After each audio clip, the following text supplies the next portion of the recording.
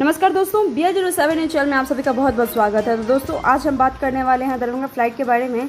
जी हाँ दोस्तों, वाराणसी में उतारा गया दरभंगा जा रहा विमान। मुंबई से दरभंगा जा रहे स्पाइसजेट के एक विमान SG944 को मौसम की खराबी की वजह से बाबतपुर एयरपोर्ट पर उतारना पड़ा। विमान में कुल 105 यात्री सवार थे।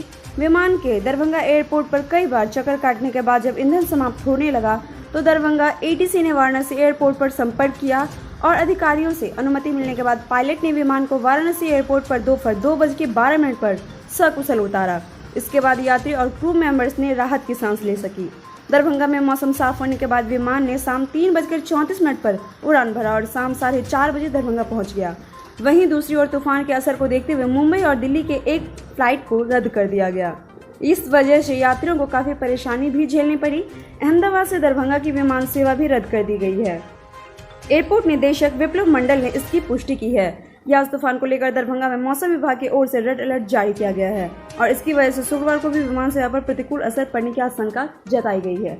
तो दोस्तों, आपको हमारे वीडियो कैसा लगा कमेंट करके जरूर बताएं। साथ ही लाइक शेयर सब्सक्राइब जरूर करें, प्रेस करें बेल आइकन ताकि हमारा अपडेट सबसे पहले पहुंचे आपके पास। तब तक के लिए घर पे रहें, स्वस्थ रहें, सुरक्षित रहें कोरोना से। और साथ ही यास नाम की जो तूफान आई हुई है उससे आप अपने घर पे सुरक्षित रहें, बच के रहें। शुक्रिया दोस्तों।